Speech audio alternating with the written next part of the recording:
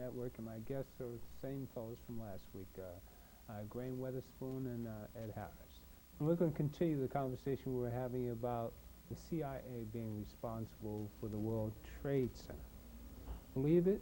And just listen to this tape, and we'll go a little deeper in details, and you'll see the information, how it came to me. And that's going to be the remainder of the show. Meanwhile, we'll go back to our commentators, my fellow warriors for the truth, Graham Weatherspoon and Ed Harris. Welcome back to the show, guys. Hey, all right. Great. So, Ed, you've seen the tape. Yes. We're going to get a copy to you, but you've also seen Illuminati, that tape.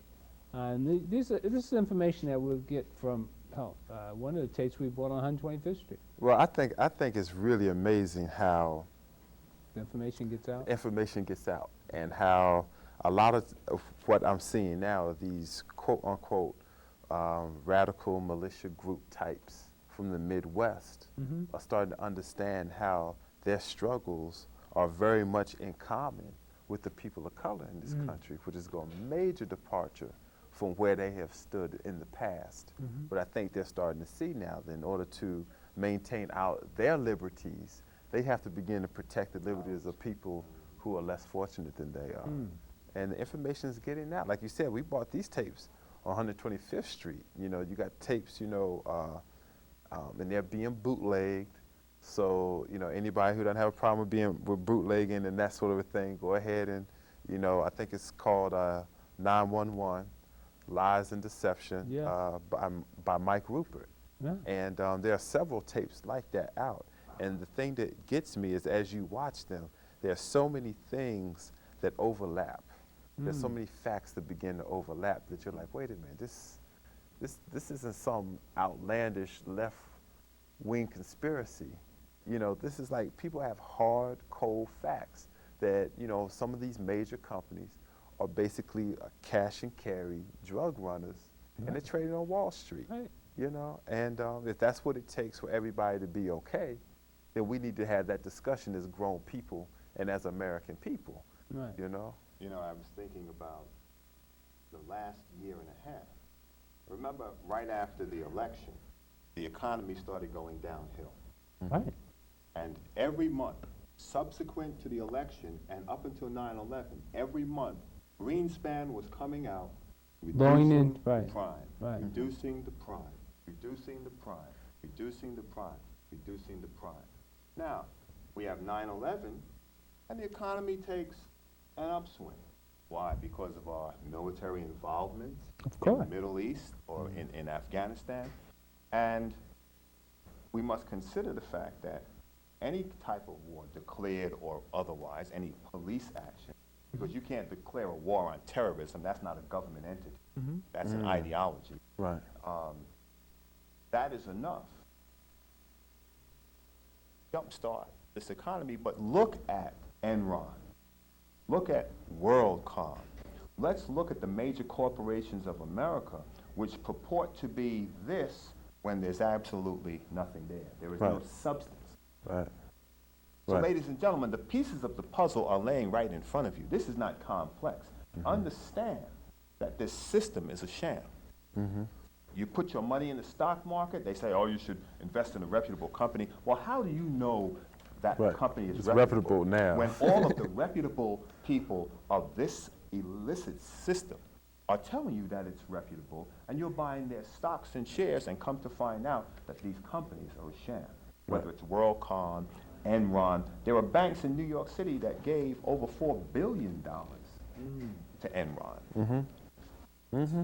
Now, there has to be something to bolster their losses. It's got to be drug money. Right. It's got to be those pure liquid assets. Right, Because that's they how wouldn't you be able cover to up the stay loss. afloat. Absolutely. Wouldn't be able to stay afloat. And it's too many of them. Tyco, Xerox, Global Crossing, Enron, Anderson. You got WorldCom. I mean, you got Martha Stewart and the company that she was, this whole thing that she's dealing with, this inside of thing. So, as somebody who has a 401k, I'm like, okay, let me just pull my stuff out and put it into silver or put it into uranium. You know, let me put it into something. Put it underneath You the know, mattress. Well, I mean, but even if you do that, I mean, they say the euro is catching up with the dollar now. So do you invest in the euro? I mean, do you invest in the yen? I mean, what do you really do with your money now that you know that this is all like one big shell game? It seems you invest in drugs, doesn't it? Yeah, but the purpose of the euro, the purpose of this European market was to overpower the American market. And they're going to do it. And we need to understand that every great nation has its period. Every great nation has its period of being a dynasty or an empire, whatever, but it is only going to run but so long. And this country has been a short-lived, up to this point, it's short-lived, compared to England, compared to China, compared to Kemet, compared to a lot of other places. It's only 220, 30 years old. It's no big deal, you know. But we need to understand that when we put our faith and our trust in these things, and there's no substance there, you'll be jumping out the window. Well, And your life has to be based on something that is more concrete than this false system of God bless America that people are running around believing in. They are going to go stark raving mad. I believe that. well, And I'd just like to say something to all the hard-working, you know, God-fearing, honest Americans that have slaved and labored hard and sincere and really believe all the stuff you've been told. You have to watch what the media feeds you.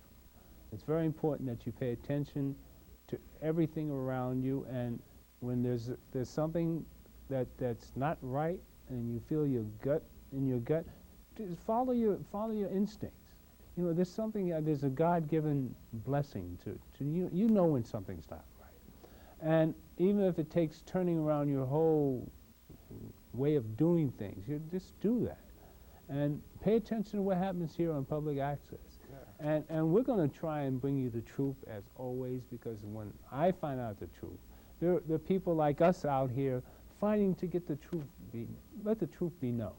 Because I've spent my entire life being black in America and fighting all the lies they've told me. So I don't believe half of what they tell me anyway. I trust God. I pray on everything. So let's pray on this. And the information that you're going to get here is how we receive the truths. All right? So I was just going to say, too, that this whole idea of, you know, I think that it's a wake-up call amen. for everybody now. Amen. Because so often we run around for the sake of, you know, the Lexus or the house in Westchester Amen. or, you know, the fine Brioni suits or that sort of a thing. And we get caught up in giving the prime hours of our life to entities and to companies that don't really care about you. That's right. So I think if nothing else, I would hope that 9/11 and post 9/11 America has kind of awakened people's feeling to look, gain control of the prime hours of your life again. You know, get back into what it is you want to do, not quote unquote what you have to do to make ends meet. Because if you're gonna catch hell, like the 17,000 people who get ready to get laid off of WorldCom, if you're gonna catch hell anyway, you might as well catch it doing what you want to do. That's right. You know what I'm saying? I mean, what else is there? Because if you keep your nose clean, if you pay your taxes on time, if you go to work, if you watch your kids, and if you do all of this, you still gotta look out for the pedophile priests. You still gotta look out for, you know, the tax scammers, the people who take your tax money and go bomb third world countries in order to put in pipelines. You still got, you know, you still have all of this, and they're doing it in our name. This is our tax money. They're doing it in the name of America, and in the name of the American taxpayer, and the name of the American people. And my thing is, don't do it in my name. You know, I'm gonna do what I have to do to stay out of your jails, but don't do it in my name, because we're not of the same ideology, you know? Yeah, I was wondering how many men and women out there are members of a reserve unit? How many of them are willing to take an order to turn their weapons upon the citizenry of this country because they're being told to do it by these corrupt leaders? You see, what happened here in 9/11 was treasonous. This was treasonous. Definitely. There's no boogeyman here. It's not Osama bin Laden. It's not Fidel Castro. The Bush these family. were treasonous acts perpetrated against people, against the American people by quote-unquote Americans. When you go to drill,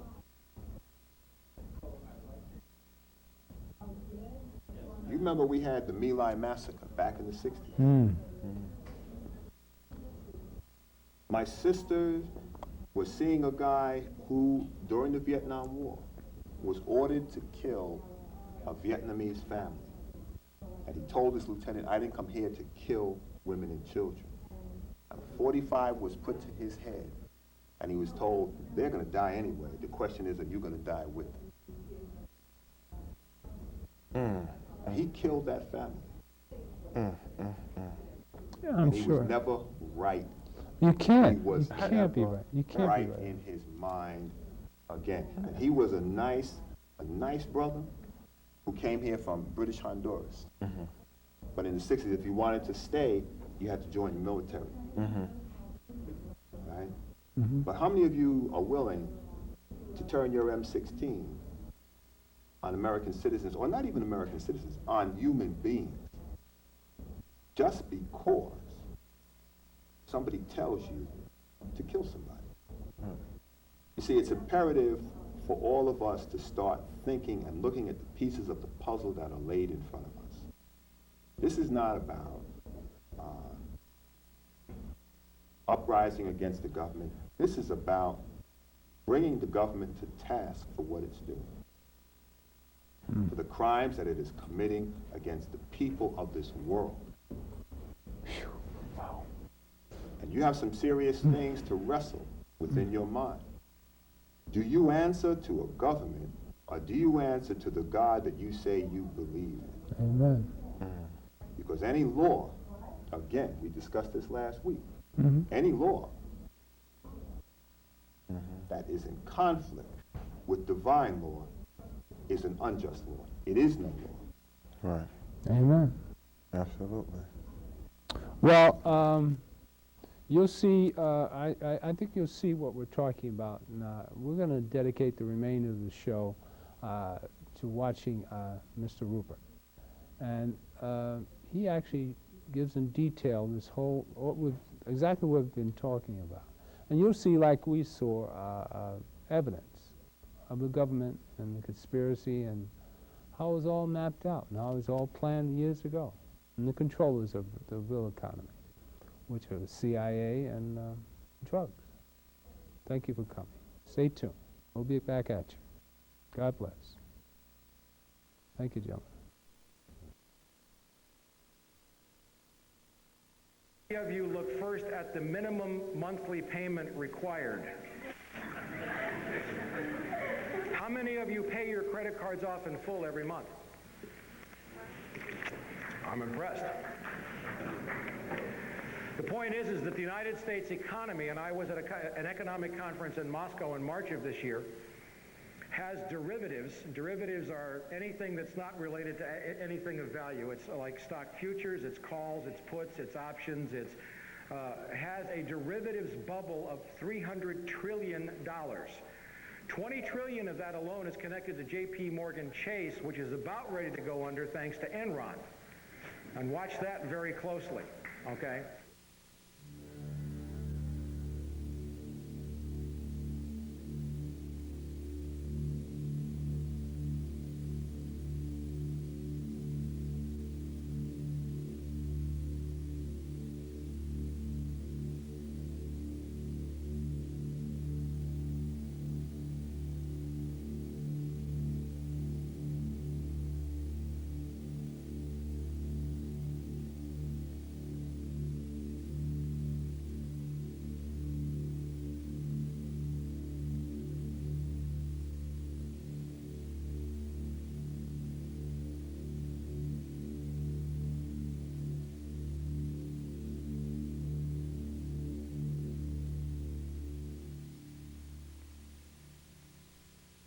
Just in March of this year, We had a wonderful piece of evidence come up from Senator Carl Levin's minority report to the Senate Permanent Subcommittee on Investigations, and it was a report on correspondent banks and money laundering. Now, this is a story from the Washington Post dated February 5th. It says, inattention and disinterest by U.S. banks in screening the foreign banks they take as clients has allowed rogue foreign banks, not rogue, and their criminal clients to carry on money laundering and other criminal activity in the United States and to benefit from the protections afforded by the safety and the soundness of the U.S. banking industry, said Senator Carl Levin of Michigan. Specifically mentions J.P. Morgan Chase. On the next page, 4,000 offshore banks to launder money into the United States, $1 trillion laundered annually. That's conservative. Money laundered in which the Clinton administration declared a national security threat. Not true. It's a national asset as far as Wall Street is concerned.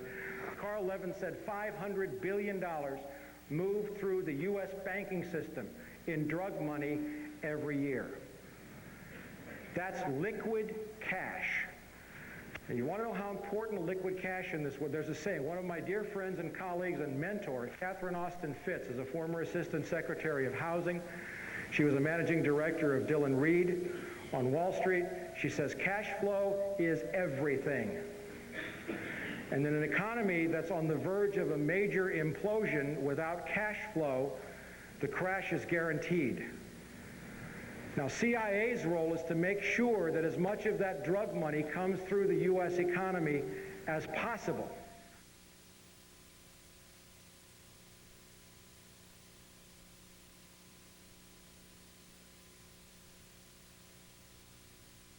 When I was a little girl, I grew up at 48th and Larchwood in West Philadelphia, and the salary index was 100%. The salary index is the index that I use to describe the well-being of a neighborhood. It's the percent of people in a neighborhood who believe that a child can leave their home, go to the nearest place to buy a popsicle, and come home alone safely. It was unthinkable that a child wasn't safe at 48th and Larchwood in West Philadelphia in the 1950s. The salary index was 100%, and the Dow Jones index was probably about 500. Today, it's reversed. The Dow Jones index is very high at about 10,000, and the salary index is at very low in West Philadelphia and very low throughout the United States. And why is that? It's because one of the ways that we finance the growth of multinational corporations and big banks and the rise of the Dow Jones is by selling narcotics to our children. It's one of the most profitable businesses in America. About a year ago, I gave a speech called How the Money Works in Organized Crime to a wonderful group of people in Philadelphia. They have a conference every year. They go off into the woods for about 3 days and talk about how they can help our culture, our world, spiritually evolve. So I gave my presentation on how the money works as organized crime, describing what is arguably the biggest, most profitable industry in the United States today. And towards the end, we were discussing the fact that the Department of Justice estimates that the United States is the leader in laundering organized crime profits of about $500 billion to $1 trillion a year. So I asked the audience, what would happen if we stopped being the worldwide leader in laundering $500 billion to $1 trillion a year? And they said, well, you know, if we stopped, our mutual funds would go down in price, the stock market would crash.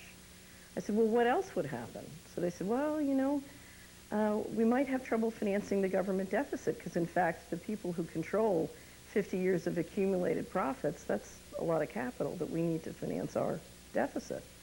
So I said, okay, well, I'll tell you what, let's pretend there's a big red button right up here in the lectern right in front of me. And if you push that button, you can stop all organized crime in America, and you can stop America laundering $500 billion to $1 trillion of organized crime profits every year. Who here will push the button? And out of 100 people, only one person would push the button. And I said, okay, so what you're saying is you want a whole armada of people to sell drugs to your children and grandchildren to keep your mutual funds up and your government checks coming. And they said, yes, that's right. Now, there are many ways to change that. There are many ways to re-engineer our financial system and our resources so that the salary index and the Dow Jones can be friends. So that when we get the salary index to go up by making sure our neighborhoods are safe for children, the real estate can go up in value, the small businesses go up in value. There are many ways to make the salary index and the Dow Jones friends. But before we can do that, before we can have that conversation, we have to face what's happening. We have to face that we are addicted to drug profits, because if we can't face it, God can't fix it. Okay. This is a copy of the cover sheet of the report. It's on the World Wide Web. If you want to go search for it, you can just look for the report on correspondent banking. Okay, and that's a copy of the report. It's an incredible read. What they don't tell you in there, of course, is that the U.S. economy is dependent upon that drug money, among other things. Now let's go a little further. Gotta love this. If this gentleman down here in the black jacket walks into a bank with a deposit of $10,001, does everybody understand that the bank has to fill out a report and send it to the U.S. Treasury indicating that he might be a money launderer? But did you happen to know that under U.S. laws, there are certain classes of business that are exempt from making currency transaction reports? Included in those are a bank, obviously, a department or agency of the U.S. government. CIA does not have to fill out currency transaction reports. An entity established under the laws of any state, But you come down to this one. A listed entity other than a bank whose common or analogous equity interests are listed on the New York Stock Exchange or American Stock Exchange, or designated as a NASDAQ national market security. If you have a company that trades on Wall Street, you can launder all the money you want to. It's legal. Gee. Now I'm just laying a little groundwork here for you before we get to September 11th. We're getting there. Just last year, a group of companies were called in to meet with Janet Reno, who's not probably the most ethical person that ever lived, and Secretary of State Deputy Treasury Secretary Stuart Eisenstadt. And these companies, Hewlett-Packard, Ford, Sony, General Motors, Whirlpool, General Electric, and Philip Morris, were called in to the Department of Justice for the amount of drug money they were laundering. Basically, the message was, you guys cool it. Okay? It's getting like out of hand. Now, let me ask a question. This gentleman right here, what's your name? Kevin. Kevin. Kevin is a drug lord. Kevin is the king of all drugs in South America. Okay? All right. And let's say this young lady right down here with the glasses. What's your name? Rhonda. Rhonda is the executive vice president of General Motors for the Southern Hemisphere, or South America. Okay? Kevin, you call up Rhonda one day and you say, I'd like 100 Chevy Suburbans, armor-plated, custom built, at $30,000 each, and I'll pay cash. Rhonda, what are you going to say to that offer? All right. All right. Now, Kevin's got money that he can't spend because it's drug money. But now he's got 100 Chevy Suburbans. But let's say now that, the gentleman with his hand on his chin right there. Yeah, right there. What's your name? No, you. What's your name? Brian. Brian is Jack Welch, the chairman of General Electric. Okay? Now, Kevin, you're really good. Okay? You got $200 million that you got to move. Okay? So you call up Jack Welch's assistant, special accounts assistant. You'd say, I'd like to open in South America Kevin's Appliances. I'd like to buy $200 million of everything GE has, because I'm going to open this appliance store and I'll pay you cash. Now, Jack Welch at GE, what do you say? Right on. Let's do this deal. Now, by the way, who owns NBC? General Electric. MSNBC, CNBC, all the NBCs. Okay? Now, let's just take a look at that for one quick second. Very quickly, a price-to-earnings ratio, P to E, Market capitalization, it's very simple.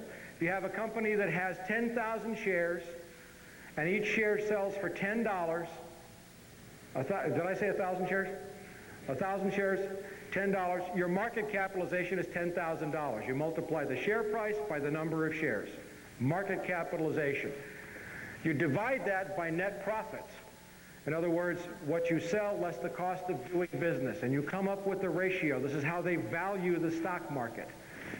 Okay, so if you have a company that has a $300 million market capitalization and a $10 million net profit, the price to earnings is 30. The pop is 30. And that's about right. And by the way, the current Dow Jones Industrial Average is overpriced by about 2/3. Okay? Now, if you have this 30-to-1 ratio, if I add another $1 million, my pen went dry. If I add another $1 million and make that 2, what happens to this number? Becomes 60. All right? Now, the lady in red down here, who's looking away from me. Ma'am, what's your name? Karen. Karen owns an orange juice company. Makes the best orange juice in the world. And I owe all of what I'm teaching you now to Catherine Austin Fitz. And she has a wonderful website at solari.com, and we'll put those up before I leave. You make incredible orange juice. Okay, the best orange juice in the world. It's fairly priced. Karen's orange juice, right? Okay. You have $1 million net profit a year.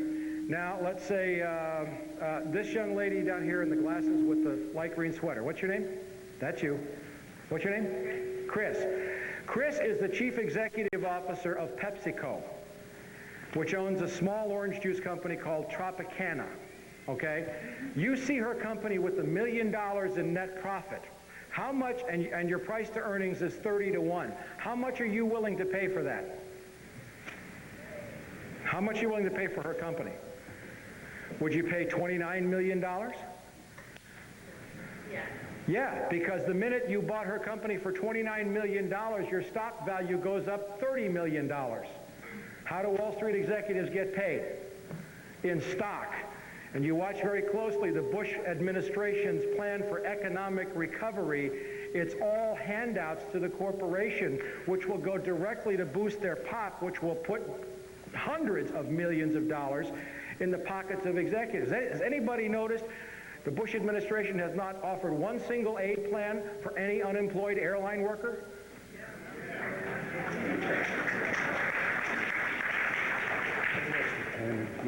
All right, let's get down and dirty here. Oh, one more thing. Remember that guy John Deutsch that I had fun with? Okay, well, right now he's on the board of directors of Citibank,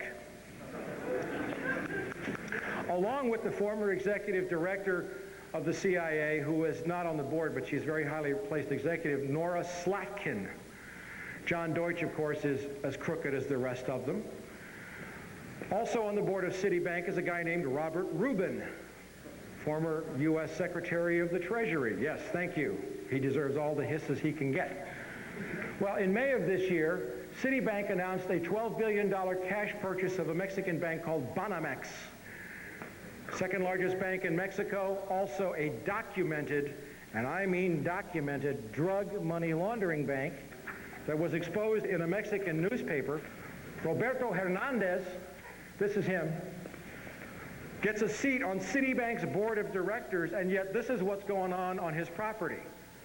He owns thousands of acres near Cancun in Mexico. The locals call it the Cocaine Peninsula.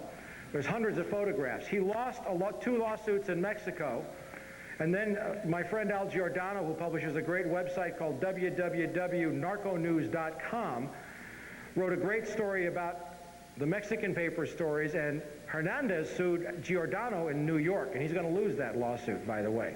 Al Giordano's a brave journalist.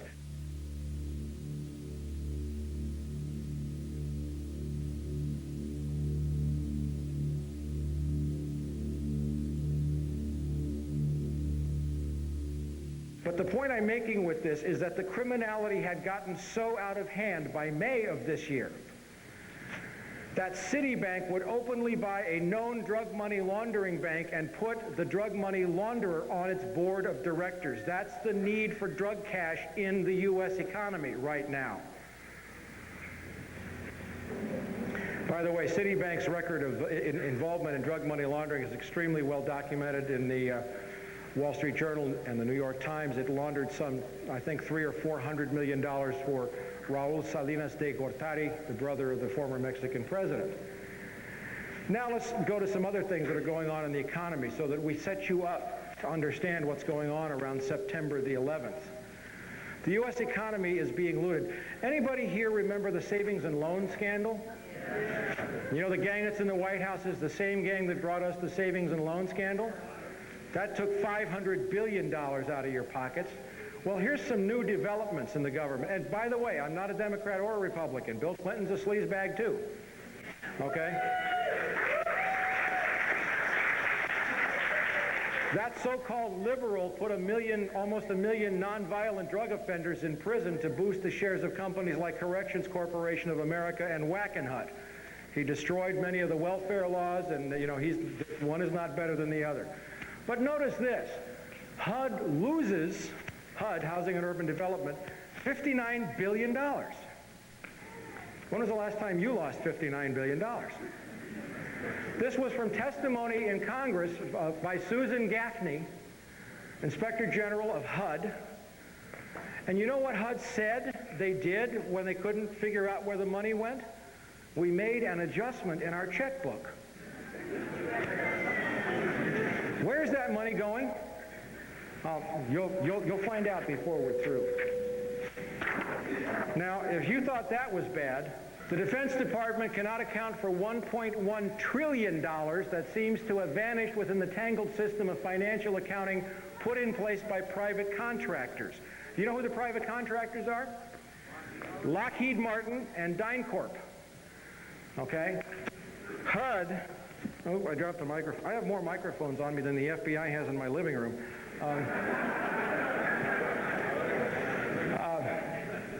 This is from a very great reporter, a very courageous woman who had served on the Capitol Hill for many years and became an investigative reporter named Kelly O'Meara, who writes for the Washington Times Insight magazine. I know it's owned by Moon, but Kelly does fabulous work, and she's written a great piece on civil rights after the September 11th attack. The point is that $4.4 trillion in adjustments to the Pentagon books had to be cooked to compile the required financial statements, and that $1.1 trillion of that amount could not be supported by any reliable information. All right, now, there's one thing I got to do before we get to September the 11th and what's happening since. It's easy to say that this is a war about oil, and you're going to know more about it than you did when you came in here, when you leave. The entire world economy is on the brink of a major collapse. 2 days before the attacks on the World Trade Center, I issued an emergency bulletin to all of my subscribers. And by the way, there's a table over here, and those of you who would like to subscribe, we have the information there for you. I'll put a website up. We also have videotapes of a lecture on Wall Street's War for Drug Money, which is like 2 hours on what I did with the economy, that I gave at the USC School of International Relations last December, and we have those tapes over there. I think Chris Milligan's over there somewhere. Chris, wherever you are. But I issued a bulletin saying that we were on the brink of an economic collapse that would make 1929 look like a picnic. And in the 3 weeks prior to the attacks, the Dow had dropped almost 900 points. Now, what we have seen since then, and you must understand this clearly, is that the Dow's so-called resurrection to close to 10,000 points is strictly the result of a massive infusion of cash from the U.S. Treasury, which is your cash, which is being given to the corporate executives and not to the people who have been laid off. And every time you see the Dow go up, you'd better believe that another 10,000 people have lost their jobs. We are also in a global financial crisis that began in 1998 with the collapse of the bond markets and hedge fund derivatives, the money laundering investigations, and the mega mergers in the financial industry. The war buildup after September 11th is now shifting resources from domestic needs to the defense establishment. This fulfills a Bush-Cheney campaign promise to boost defense spending. But it is not sustainable for a number of reasons. And then this brings us into the issue of oil briefly, and we'll get into this more later. And basically is that oil production in the world is peaking.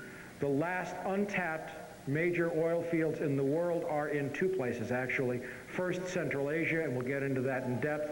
And second, guess where? In Colombia. Okay? And this is now a war, and this is now a moment in human history when the age of oil is nearing its end, because world population and demand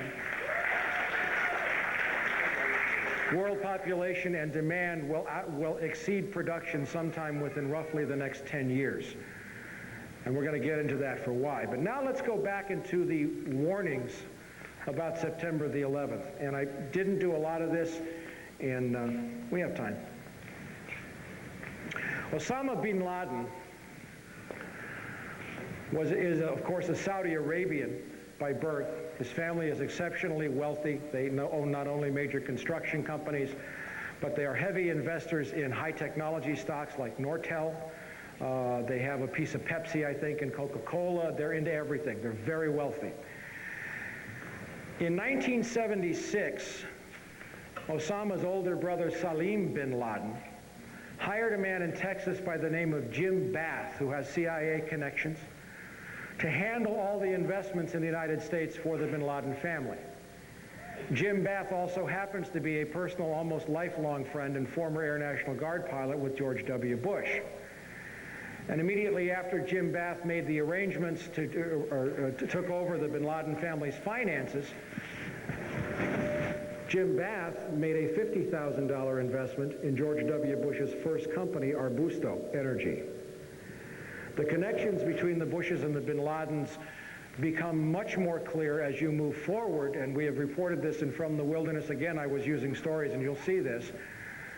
When George Herbert Walker Bush made trips to Saudi Arabia in 1998 and 2000 to meet with the Saudi royal family and to meet with the bin Laden family, which he finally acknowledged, along with former British Prime Minister John Major, on behalf of a company called the Carlyle Group, which is the 11th largest defense contractor in the country. Carlyle Group is a privately owned corporation. That means they do not have to report their ownership or financial activities to the SEC. Yet they provide all kinds of the highest technology equipment to the U.S. Pentagon. And Carlyle, of course, has made several, probably $1 billion, and will as a result of this war. In that context, Osama bin Laden went to Afghanistan in 1979, 1980, maybe the early 80s, to fight the Russians, and he was supported by the CIA. And it's interesting to note that when the Russians invaded Afghanistan, 0%, and this is from Professor Alfred McCoy of the University of Wisconsin, who's also one of my subscribers, in a great book called The Politics of Heroin, 0% of the U.S. consumption of heroin came from Pakistan, Afghanistan before the Russian invasion. By 1985, 86, 40% of the heroin in the United States came from that region, all controlled by the Central Intelligence Agency. And Osama bin Laden came up under a guy named Gulbuddin Hekmatyar, who ran 6 heroin labs, all protected by the CIA and controlled by the agency. He has been a CIA asset for a long period of time. We'll see more about that. He is a CIA creation. Now we come to September 11th, and we're going to go into a timeline here, and I have written several stories, and I was on the radio here with Sheila Hamilton at KPAM just a few days after the attacks, and I was saying the U.S. government knew these attacks were going to take place and did not stop them. And I keep building to that evidence, but I'm going to show you a couple of things now. Not by any means all of the evidence that I have of foreknowledge, but just a couple of telling points. Israeli security issued urgent warning to CIA of large-scale terror attacks. And this is a long story saying that the Israeli Mossad knew that the attacks were going to take place. They knew that the World Trade Center were the targets. This is from the British paper The Telegraph. Two senior experts with Mossad were sent to Washington in August to alert the CIA, and so on and so forth. This is just one of probably 24 examples that I have that are absolutely specific. Now, bear in mind that if what I'm showing you is known overtly through the media, how much more does our $30 billion intelligence community know? There's a recurring theme out there that maybe the Israelis did this. You hear that in some right-wing circles. Horsepunky. They didn't do it. They were warning the U.S. hand over fist, and the U.S. did not listen because it needed the attacks. And you will be convinced of that. But here's one of the most telling pieces of evidence that I found. We reviewed the list of former tenants of the World Trade Center at the online Wall Street Journal site, and there's the website. It is an alphabetical list of tenants. Scroll to the very bottom and notice the moving date for the office of Zim American Israeli Shipping to Norfolk, Virginia. They were in the World Trade Center. They must have had Mossad's input because they vacated 1 week before September the 11th, and they broke their lease. The Israelis didn't pull the attack, but they were smart enough to get their people out of the way. How come our government didn't do the same thing for us? Now we're getting into the heart of September the 11th. I picked up this document just a few days after the attacks, September 23rd. And it's from the Herzliya Institute for Counterterrorism. It is an Israeli counterterrorist think tank. Of course it's connected with the Mossad. And what they detailed, this was from the October 15th issue of From the Wilderness. Between September 6th and 7th, the Chicago Board of Options Exchange saw purchases of 4,744 put options on United Airlines and only 396 call options. A put option is basically a bet that the stock price is going to go down. It's a contract that's entered into that's irrevocable. And let's say the gentleman in the suspenders, I do a put option deal with you to sell shares at $100 in 2 weeks, 4 months. 4 months is the standard, but you can write the contract for anything you want. And he's committed now to buy the shares for $100. Well, if I know that the attacks are going to take place, I don't have to deliver the shares until the contract matures. So if I know the stock is going to crash, he enters into a put agreement with me, agrees to buy the shares at $100. The next day the World Trade Center attacks happened. The stocks are selling for $20. I go buy the shares for $20, and he has to buy them for $100. That's how a put option works. That's the short version, okay? So we saw 4,744 put options on United Airlines, but only 396 call options. On September the 10th, 4,516 put options, same deal, were placed on American Airlines, bought on the Chicago Exchange, compared to only 748 calls. There were no other similar trades on any other airlines. And this level of put options was like 600 to 1,200% above normal for United and American Airlines. Now, just these trades alone, there were also put options placed on Merrill Lynch, which had 22 floors. Morgan Stanley had 22 floors, and Merrill Lynch had an offices near. Both were heavily impacted. Heavy put options there, heavy put options on reinsurance companies, Munich Reinsurance, the largest in the world, AXA Reinsurance in France, which owned 25% of American. Totally out of whack, absolutely spiking. There's another newsletter that says very clearly, by a guy by the name of Phil Erlanger, and this is his newsletter, that the insider trading may have cost $1 billion. Now just these ones that were identified, produced only $2.5 million in instant profits for somebody who knew the attacks were going to take place. Nobody claimed the profits. The San Francisco Chronicle caught it shortly thereafter, and nobody has claimed them since. And we don't know who made the trades.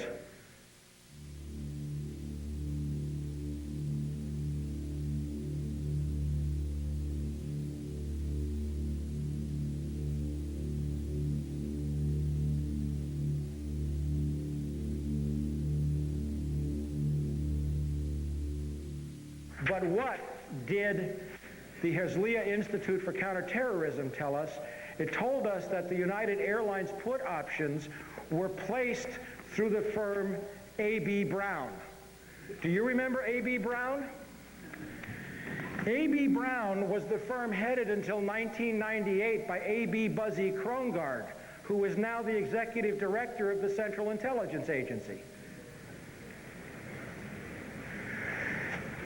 A.B. Brown was sold in 97 to Bankers Trust and to Deutsche Bank, I think in 98 or 99. It was an offshoot of Deutsche Bank. Now, one thing that I know, that I have written heavily about, is that the CIA, the Mossad, and major intelligence services track all stock trading in real time. On my website, you'll see stories about Promise software, and it's very long to go into, but it's a very sophisticated software. I'm going to write the website for you. It's a very sophisticated software that's been made with artificial intelligence and is capable of integrating wide numbers of databases in different languages. You'll find this on my website at www.copvcia.com. Now, I know that CIA and Mossad track stock trades in real time, so if all these put options were placed on American and United, do you think that should have triggered some alarm inside the Central Intelligence Agency? But instead we find that the trades were placed through a firm that was once owned, managed by the guy who was the number 3 at CIA. These are just pieces of evidence now. I'm building the case. Now, again, we're building up some history here. In January of this year, the Taliban and Al-Qaeda destroyed the entire opium crop in Afghanistan. It's been verified by the United Nations, by the Drug Enforcement Administration, by ABC News, by BBC, who put people on the ground. Afghanistan had been the world's largest producer of opium, producing 70% of the world's heroin through the year 2000. In January, they destroyed their crop. Part of it was a price support. They had overproduced the year before, part of it, and they sold from their stockpiles. But there are no opium crops in Afghanistan right now. They've all been planted, of course, since the Bush administration and the CIA have lifted the ban, and everybody can go back to work and the CIA can move the heroin again.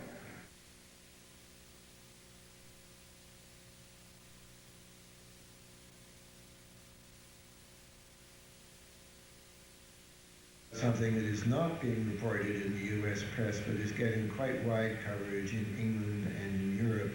And that is that the result of our backing the Northern Alliance in Afghanistan this year is to restore a heroin flow which would otherwise have been halved or more in the world, because the Taliban not only announced that they were going to outlaw planting, but their decree worked. There was no Taliban opium planted last year, and that meant a reduction of 90% in the amount of opium coming out of Afghanistan, and the 10% that was left represented a radical increase in the areas under Northern Alliance control.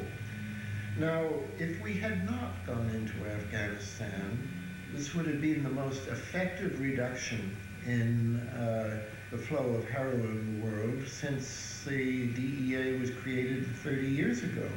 But by going into Afghanistan, backing the Northern Alliance, we've now chased the Taliban out, and in all kinds of provinces where the farmers had started to plant wheat, they're now plowing up their fields and putting in opium instead. And the global drug authorities at the UN expect that we're going to go back to the record flow of opium that we've seen in the last couple of years. But we heard right after the attacks on September 11th, Tony Blair saying, "We will bomb the poppy fields." Well, there are no poppy fields. They destroyed their crops. I was in Moscow, Russia in March of this year, and I found out that Uzbekistan, and we're going to get to Uzbekistan in a minute, was awash in a sea of poppies. And what did I find also was that companies like Southern Air Transport, Evergreen, and other CIA-connected affiliates had been flying into and out of Tashkent. The CIA had been setting up operations. There were proprietary companies all over the place in Uzbekistan. So now we have the destruction of an opium crop, which does what? It takes cash out of the world's banking system. In conjunction with a stock market bubble, in conjunction with world oil prices or world oil production diminishing, and a huge bubble on Wall Street. Now we come to, this is just from recently, of course. This is from from the October 5th, Afghan rebels. That's the Northern Alliance, our good friends. The Northern Alliance, who actually dominate the opium trade from the north of Afghanistan. Okay, now we've seen the recent stories saying that the poppy farmers are absolutely rejoicing because they've gone back to planting. So now we come back to the oil and drugs. There's an old saying, God equals gold, oil, and drugs. Okay? Testimony from February 12, 1998 in Washington, D.C.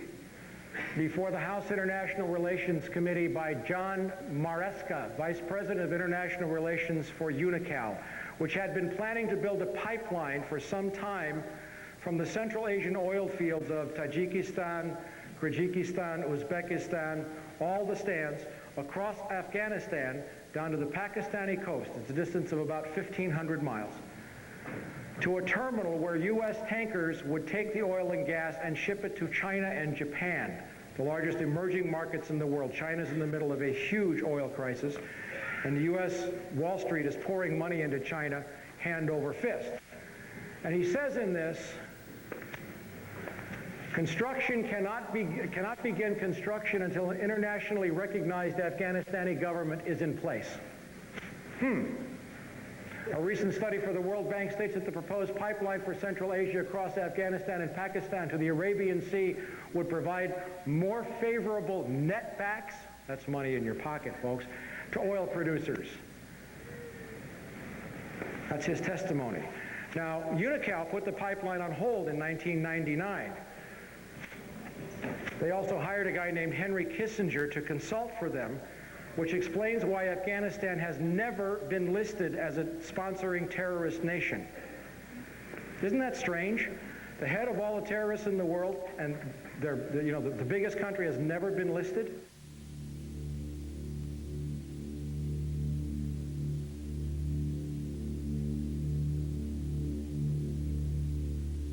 Okay, U.S. companies to invest in Pakistan oil and gas sectors. This is from a Pakistani newspaper, the Frontier Post. The date is, what is the date? October 10th. And what this says, now October the 10th is after we've gone to war, after the attacks on World Trade Center, after we know, is anybody surprised at how quickly we kind of won in Afghanistan? Okay. Well, the war's been planned for 4 years, and I'm saving the best for last, but the U.S. ambassador to Pakistan met with the Pakistani oil minister and briefed the ambassador on the proposed Turkmenistan-Afghanistan Pakistan gas pipeline, and said that this project opens up new avenues of multidimensional regional cooperation, particularly in view of the recent geopolitical developments in the region. Gee, the pipeline that was blocked is now back on full tilt just days after we started the bombing. Suspicious. Okay, maybe I haven't convinced you of everything, but we're just getting warmed up now. This is how Afghanistan went unlisted as a terrorist sponsor. This is the story that I found, and it says right here, UNICAL hired former State Department insiders, former Secretary of State Henry Kissinger, former Special U.S. Ambassador John, the guy was also, I didn't see that, the UNICAL guy was also a special ambassador, and Robert Oakley, a former U.S. ambassador to Pakistan. You're going to love where Henry Kissinger turns up in this, by the way. All right, this is one other thing about Kissinger. Chinese oil firm picks Kissinger as advisor. This is from November 4th, thank you. The Chinese National Offshore Oil Company has hired Henry Kissinger to head its foreign advisory board. Now, Kissinger's got the Pakistan end and he's got the China end of this oil pipeline. Who does Henry Kissinger front for? Rockefeller. Very good. David Rockefeller. Who's that? Zbig Brzezinski. Zbigniew Brzezinski was counselor for strategic and international studies, professor of American foreign policy at Johns Hopkins, national security advisor to President Jimmy Carter, trustee and founder of the Trilateral Commission, member of the Council on Foreign Relations, international advisor to several major corporations, associate of Henry Kissinger, also worked for Ronald Reagan in intelligence capacities, co-chairman of the Bush National Security Advisory Task Force in 1988. What a guy. Zbig. Now, if you want to get really, really, really, really angry, go buy this book. It's called The Grand Chessboard: American Primacy and Its Geostrategic Objectives, written by Zbigniew Brzezinski in 1997. I'm going to read you some quotes from that book.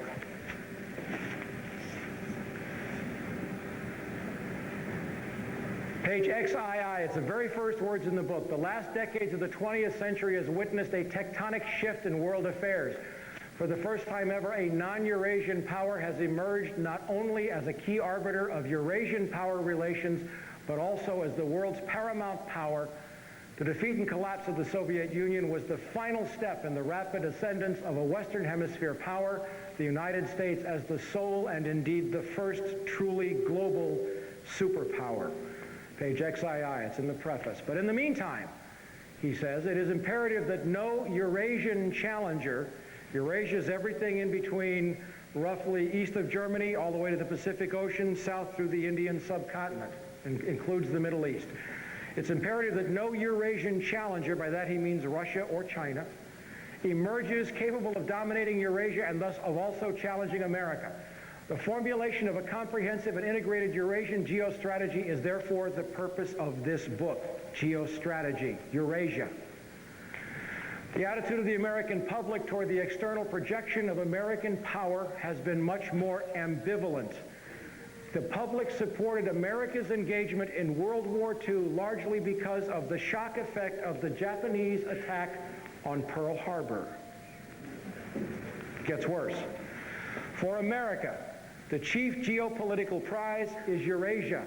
Now a non-Eurasian power, that's us, is preeminent in Eurasia, and America's global primacy, isn't that arrogant? America's global primacy is directly dependent on how long and how effectively its preponderance on the Eurasian continent is sustained. And the Illuminati was hidden within the Masonic order, within Scottish Free Rite Masonry. And I'm not saying that Scottish Free Rite Masonry or the Masonic order is run by the Illuminati, but the Illuminati entered to hide themselves from the public. They entered the Masonic order. As a matter of fact, the popes of Rome forbade any Roman Catholic from joining the Masonic order at one point in Europe because of the infiltration of the Illuminati. And the Illuminati are anti-government, they're anti-religion, they are a select, secret group of people within that secret society of itself. So the Bushes and their cross and bones, which we've got out of that piece on Illuminati, they're really, what can we call that? They're part of it.